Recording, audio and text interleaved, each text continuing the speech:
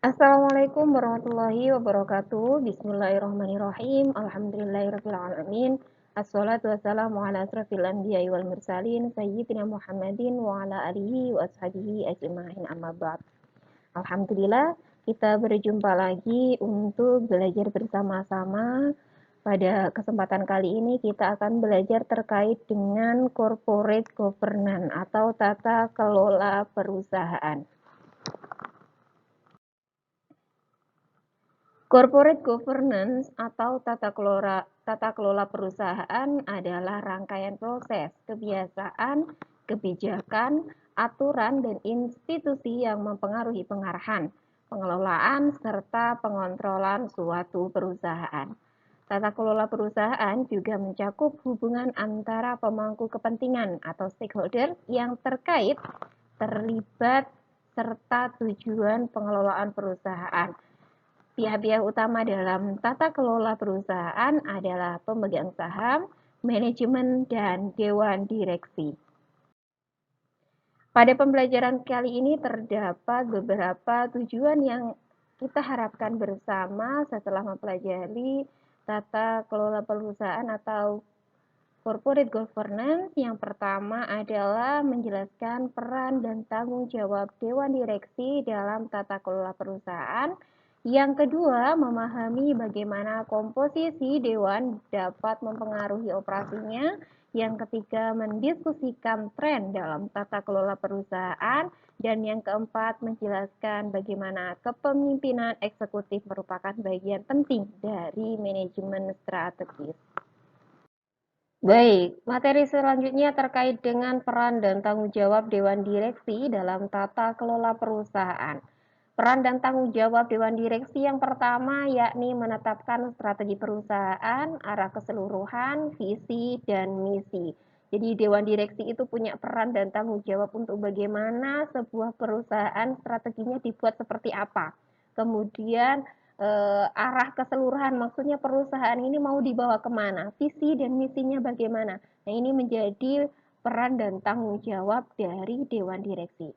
Kemudian peran dan tanggung jawab Dewan Direksi yang kedua, yakni mempekerjakan dan memecat CEO dan manajemen puncak. Nah, ini CEO dan manajemen puncak ini menjadi salah satu stakeholder penting dalam perusahaan di mana mereka punya pengaruh dan punya pekerjaan yang sangat menentukan apakah perusahaan yang dipimpinnya itu nanti akan dapat sesuai dengan yang diharapkan atau tidak. Jadi ketika Dewan Direksi menilai bahwa pekerjaan yang dilakukan oleh CEO dan manajemen puncak ini tidak bagus, maka dia dapat memecatnya ataupun memperkerjakan orang-orang yang kompeten yang sesuai dengan yang diharapkan. Kemudian peran dan tanggung jawab Dewan Direksi dalam tata kelola perusahaan yang ketiga yakni mengontrol, memantau atau mengawasi manajemen puncak. Jadi adanya manajemen puncak yang melakukan seluruh aktivitas perusahaan ini harus dikontrol oleh Dewan Direksi dan dipantau agar setiap kebijakan dan setiap yang dilakukan ini sesuai dengan visi dan misi yang ditetapkan bersama. Kemudian yang keempat yakni meninjau dan menyetujui penggunaan sumber daya. Jadi tidak bisa sembarangan sumber daya yang diperkerjakan di perusahaan tersebut ketika pada posisi-posisi penting itu harus sesuai dengan persetujuan Dewan Direksi. Dan begitu pula ketika ada SDM yang perlu ditinjau, ini adalah peran dan tanggung jawab dari Dewan Direksi. Dan yang terakhir, peran dan tanggung jawab Dewan Direksi dalam tata kelola perusahaan yakni memperhatikan kepentingan pemegang saham. Pemegang saham ini tentu saja sudah memberikan banyak pengaruh ya, dan juga peran penting dalam perusahaan karena mereka yang banyak menginvestasikan uangnya. Jadi ini harus diperhatikan agar setiap yang dilakukan, setiap aktivitas yang dijalankan dan kebijakan yang dibuat ini dapat memberikan keuntungan perusahaan sehingga pemegang saham akan dapat dividen yang besar begitu. Materi selanjutnya terkait dengan peran Dewan Direksi dalam manajemen strategis. Ada 3 yang menjadikan peran Dewan Direksi yang pertama adalah memantau. Dengan bertindak melalui komite-komitenya, Dewan dapat terus mengikuti perkembangan di dalam dan di luar perusahaan. Jadi ini Dewan Direksi harus dapat memantau apa yang terjadi di dalam ataupun di luar perusahaannya. Kemudian yang kedua adalah mengevaluasi dan mempengaruhi. Ya. Ini Dewan dapat memeriksa proposal, keputusan, dan tindakan manajemen setuju ataupun tidak setuju dengan mereka, kemudian memberikan saran dan menawarkan saran dan garis besar alternatif yang perlu diambil oleh manajemen. Ya, ini dapat dilakukan oleh Dewan Direksi ya. Yang ketiga, peran Dewan Direksi dalam manajemen strategis, yakni memulai dan menentukan. Dewan dapat menggambarkan misi perusahaan dan menentukan opsi strategis untuk manajemennya, mau seperti apa, mau dibuat dan ditentukan seperti apa perusahaan yang akan dijalankan. Ini juga menjadi peran dari Dewan Direksi. Baik, untuk slide selanjutnya di sini saya gambarkan terkait dengan tingkat keterlibatan dalam manajemen strategis.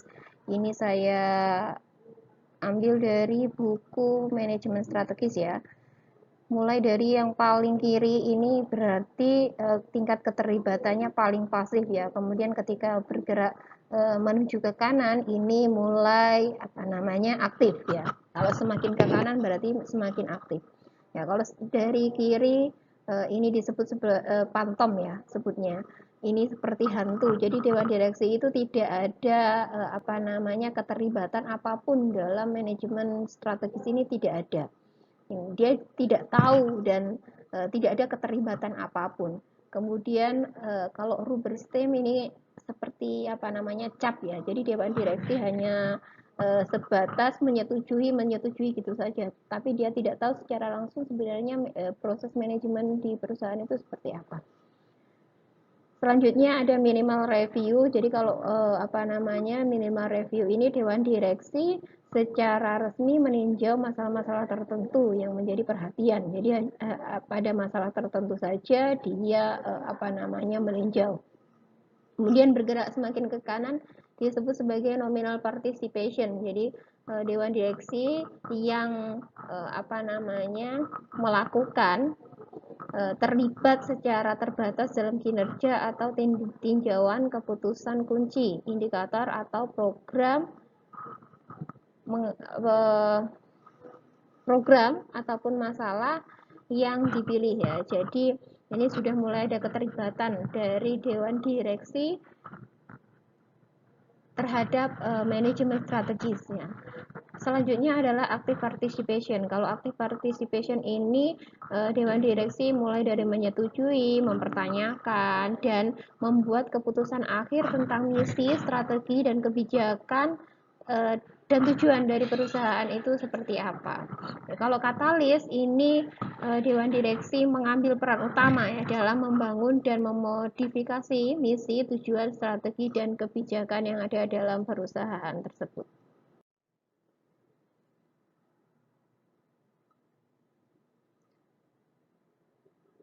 Pada slide selanjutnya ini terkait dengan anggota direksi. Nah, Dewan dari sebagian besar perusahaan publik itu terdiri dari direktur dalam dan direktur luar ya. Ada dua teori yang kita bahas pada kesempatan kali ini. Yang pertama terkait dengan teori agensi teori. Nah, ini kalau menurut teori agensi, ya, masalah muncul di perusahaan itu karena agen atau manajemen puncak tidak mau memikul tanggung jawab atas keputusan mereka kecuali mereka memiliki sejumlah besar saham di perusahaan tersebut sehingga mayoritas dewan harus berasal dari luar perusahaan sehingga manajemen puncak dicegah dari tindakan egois yang merugikan pemegang saham. Menurut agensi teori, anggota direksi itu harus lebih banyak dari luar karena menurut mereka direktur dalam itu tidak mau memikul tanggung jawab atas keputusan mereka kecuali mereka kalau punya saham yang besar di perusahaan tersebut gitu ya.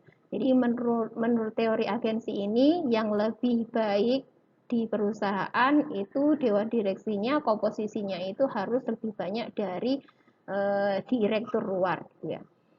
Kemudian teori yang kedua stewardship teori. Nah, kalau teori stewardship ini direktur luar ini kurang efektif daripada direktur orang dalam karena orang luar cenderung tidak tahu dan tidak punya waktu ataupun kompetensi yang diperlukan sehingga menurut teori ini, menurut stewardship teori ini bahwa anggota direksi suatu perusahaan itu yang bagus ya harus lebih banyak komposisinya dari direktur dalam dibanding dengan direktur luar.